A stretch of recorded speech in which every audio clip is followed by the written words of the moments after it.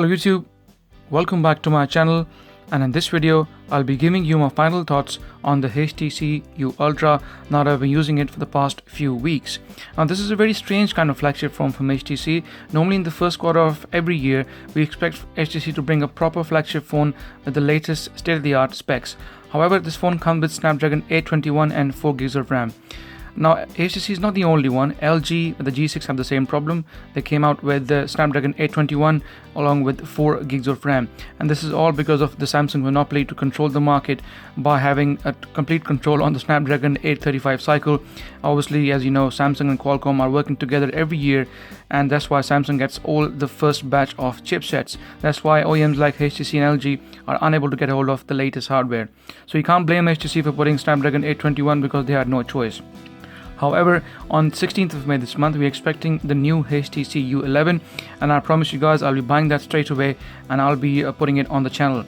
But for now, it's all about the HTC U Ultra and how I find the phone in general. So without wasting any more time, let's quickly get started. Start things off with build quality. As we know, the back is made from glass, and then we have this metal frame right in the middle between the two glass sheets, so it's not looking too bad. It's solid, a nice strong smartphone. I know YouTubers like Jerry Rig Everything have completely made a mess out of the HTC U Ultra, and I do understand his predicament. He's not wrong. However, you have to be honest. How many people are going to be scratching their phones, dropping their phones? Most people who are going to get their phone will put a phone in a case straight away, and so will be the case with the HTC U Ultra.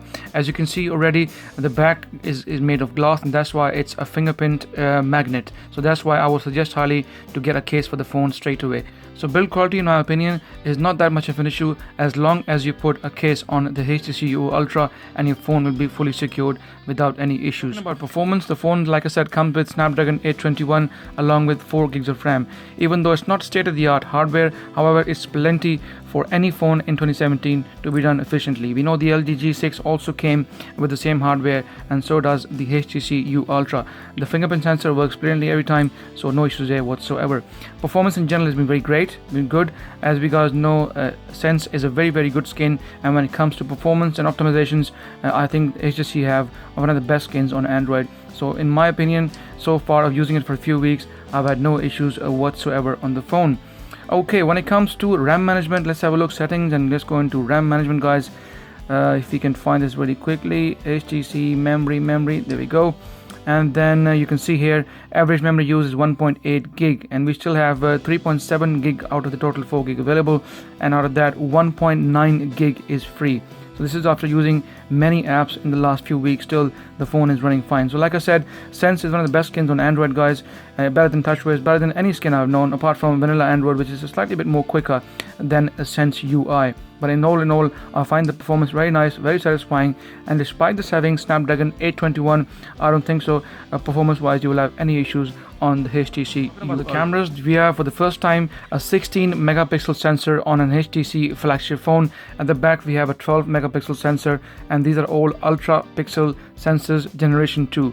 I have already done quite a few videos on my channel, guys. I'll leave the links down below. Please do have a look at the 1080p samples from the U Ultra, also the 4K samples, and I did a car vlog video from the front camera as well, so please do check it out. And the phone also has a 3D audio, which is quite nice, so it gives a bit of more enhanced audio when it comes to recording videos. So camera wise, I'm pretty happy with it. It's not a galaxy killer, it's not better than say for instance Sony Xperia, but still up there among the very best, if not the best. But camera wise, you will have a pleasant, smooth experience. Like I said, please do check my videos. I'll leave the links down below should you wish to go any further in detail. So do have a look and see, and let me know how do you find the quality of the video on the HTC U Ultra. The one controversial aspect about the phone was less than stellar 3000 mAh battery powering up a very powerful 5.7-inch Quad HD screen.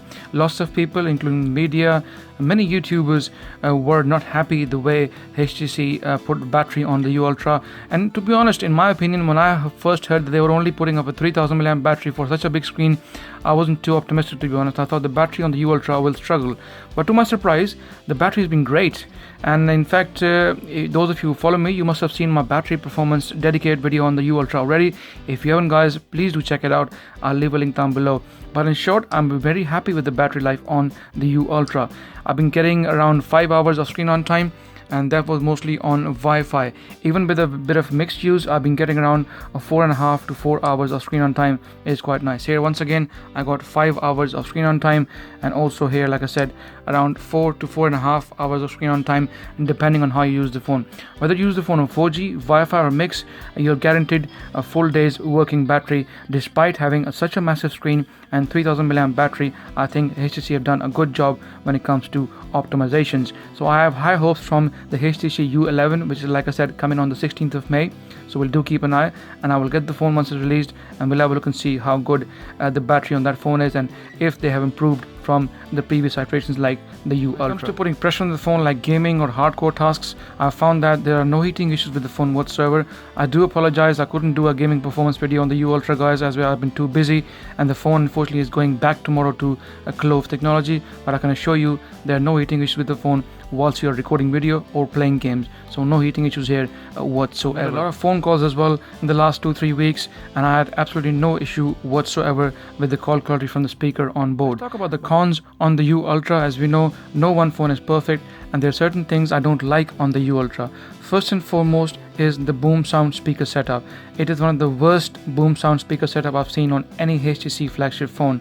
On the 10 it wasn't too bad, but it wasn't as good as on the M9 and the M8. But on this U Ultra, it is absolutely horrific. The speakers have got tiny voice, they got no bass, no treble, nothing. To be honest, the mono speaker on the Samsung Galaxy S8 is much better than the one on U Ultra.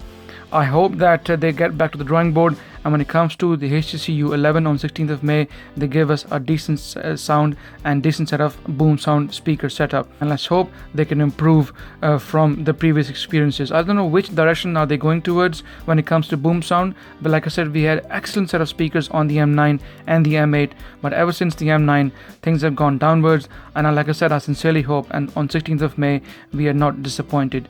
Okay, the second thing I don't like about the U Ultra is the sheer size of the phone. This is a 5.7-inch Quad HD screen, and it's a massive screen. Now, when you compare it with phones like, for instance, the Samsung Galaxy S8, I'll bring it in as well.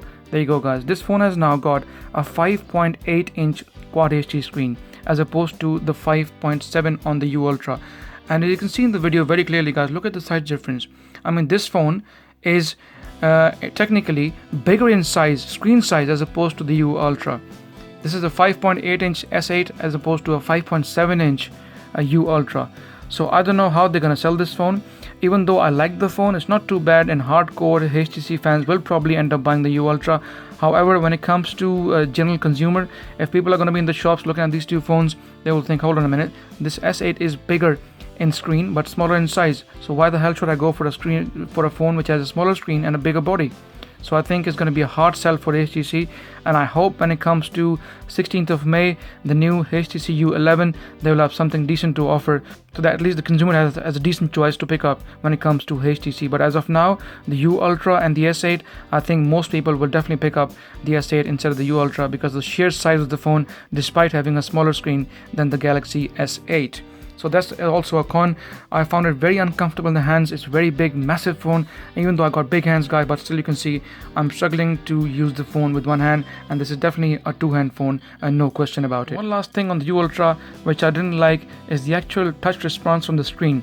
Sometime when I was typing fast, texting people or WhatsApping or typing anything quickly, at times I would press a letter on the keyboard and the keyboard would not respond. By the way, I'm using SwiftKey keyboard, and the same keyboard on the Galaxy S8, on the HTC 10, and on all other phones works seamlessly without any issues. However, on the U Ultra at times, like I said, I was typing and sometimes I would press a letter and it wouldn't appear on the phone. So the touch response is not as fluid. Is there a bug on Sense or something else? I'm not too sure, guys, but this is something I experienced, so I thought I'll let you guys know me using a SwiftKey keyboard. But like I said, this keyboard has been working flawlessly on other devices, but on the U Ultra at times I was not able to type smoothly, and every now and then it will miss a letter or two, and it was very, very frustrating. But apart from that, everything else on the phone is fine, and I am generally happy with the U Ultra. I can see HTC trying to improve on the experience in general. The battery life, especially for a 3000 mAh battery, giving us 4.5 to 5 hours of screen on time, is a definite improvement, no question about it.